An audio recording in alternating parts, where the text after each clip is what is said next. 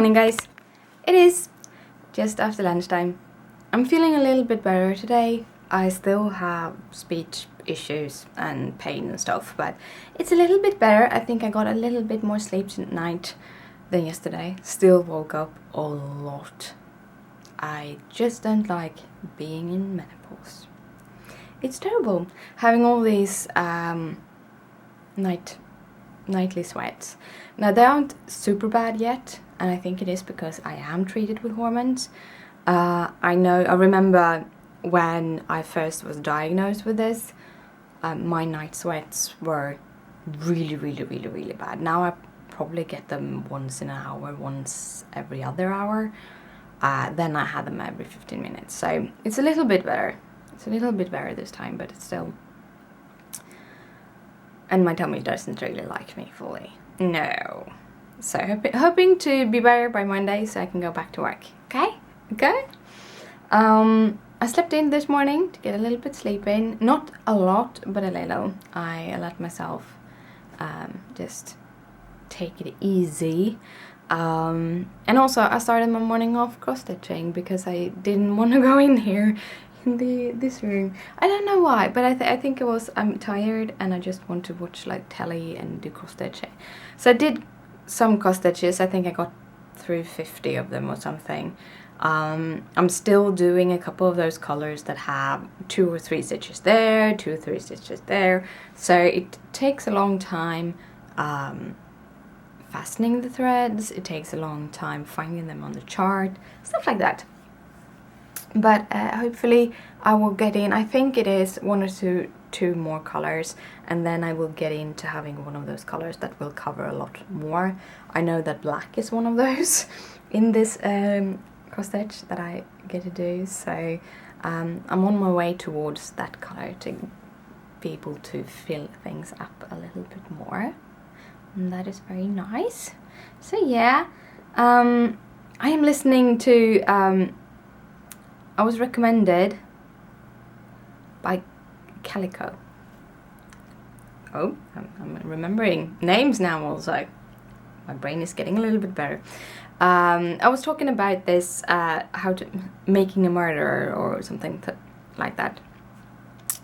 And we've been watching that Netflix series, and she gave me a link to iHeartRadio, I think it is, who have a debunking series. Right now I haven't gotten into that series. Instead, I actually do have, there is a Darkness Radio on iTunes, which is a podcast on iTunes, which do have an interview with him rebutting a murderer, listening to that.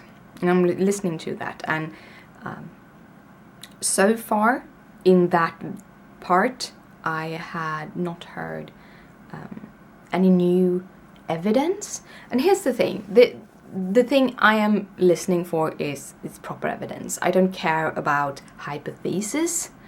What I would want from a rebutting series is 1, DNA evidence that proves that both of them were there. So I want to know if the young boy, 16 or 17 or what it was when this happened, if there is DNA evidence that he was there. Because if there is no physical evidence of him being there, you can't in any way try to use his story. That is from me personally, you can't do that, because it's so obvious in the videos of him that they are pulling this out of him. However, I do not know if they had what they said in that documentary. It was that it was the first recorded video of him and them, and I don't know if he has said something before. But anyway, physical evidence should be the thing that actually is making people go to jail. Proof that something has happened. And yeah, that might make some murderers not go to jail because there isn't any proof against them. But I still believe that as long as there are undisputable physical evidence of the murder, then you can do anything. But so I'm gonna listen to the series. It was, I think, 8 episodes or something, so it's gonna take time. But I'm gonna come back and discuss it with you, because I am a crime fiction nerd, a total crime fiction nerd. I love watching series like CSI and all the names. Right now I'm watching Rizzoli and Isle. Yeah. But I have like a whole long list of different crime fiction series, which, if you don't know, if you go and check through, CSI is one of those that's very, very obvious on, and if you look at timing and stuff, and you look at several different crime series, you will see that the same not episode, yeah, same season.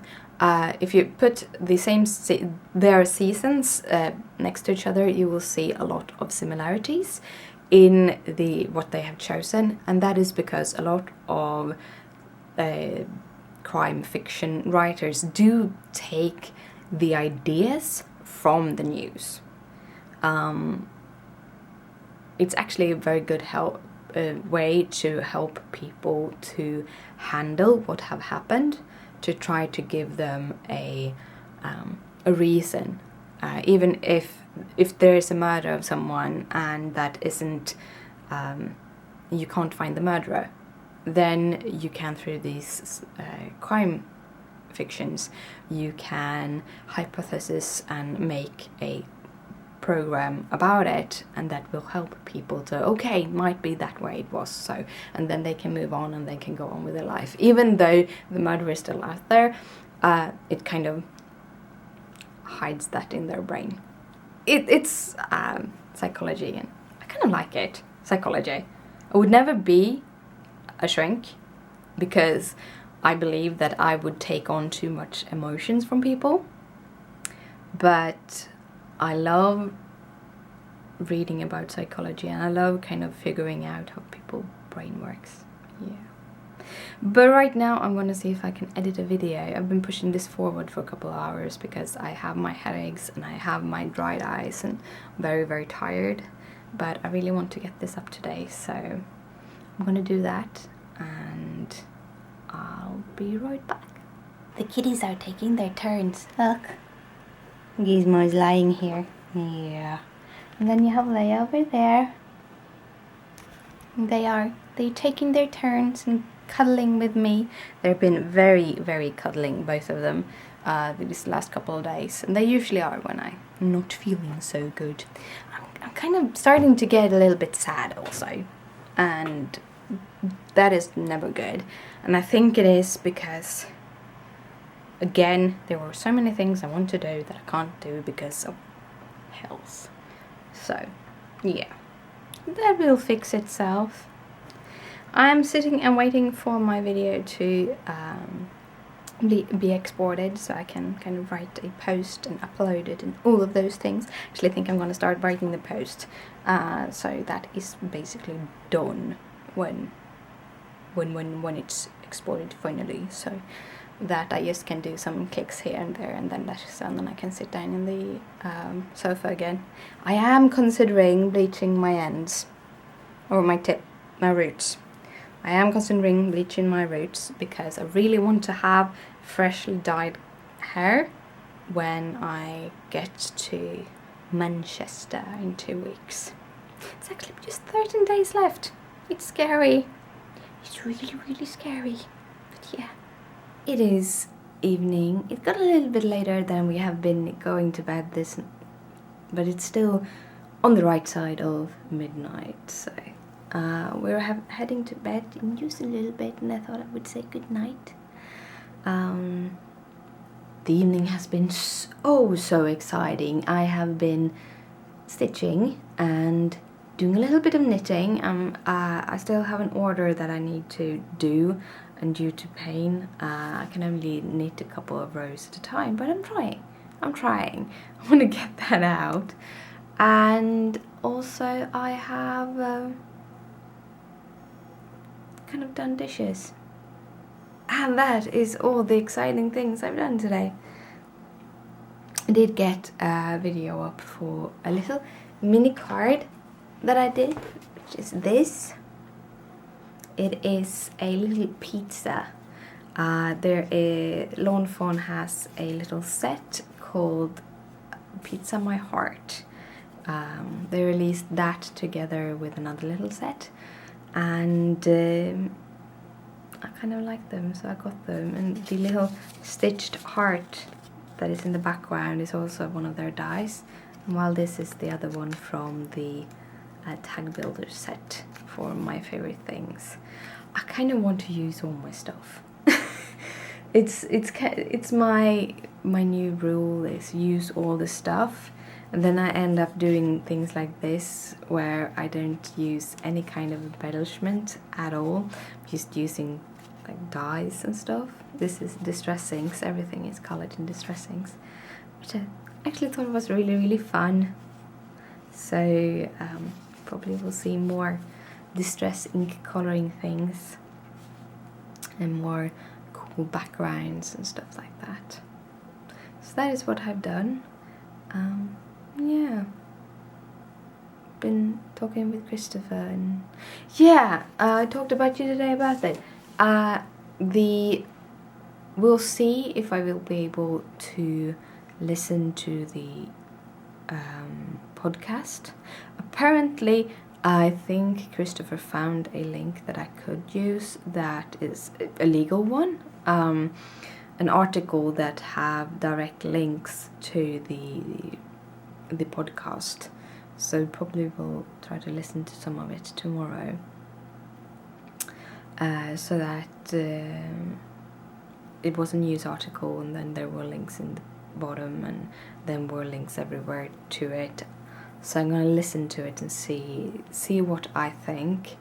I did listen to a very short podcast, an hour podcast, where he who is behind this article and podcasts were talking with them. And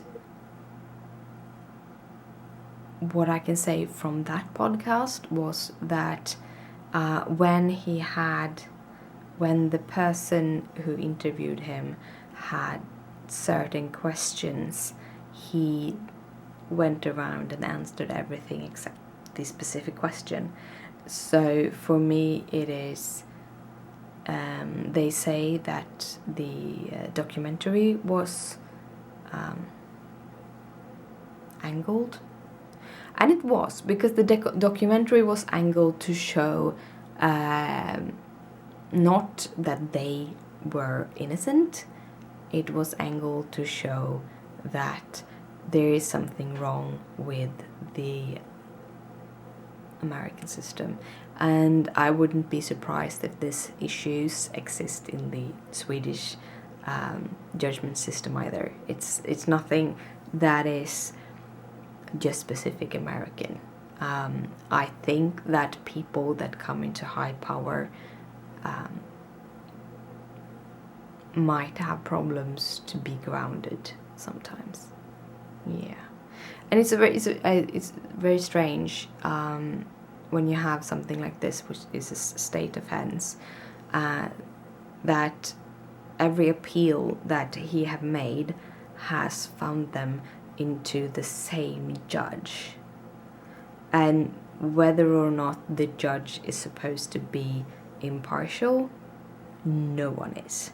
There isn't a human being on this world that can be impartial, not even me. So I think it's strange that you have to appeal to the same judge.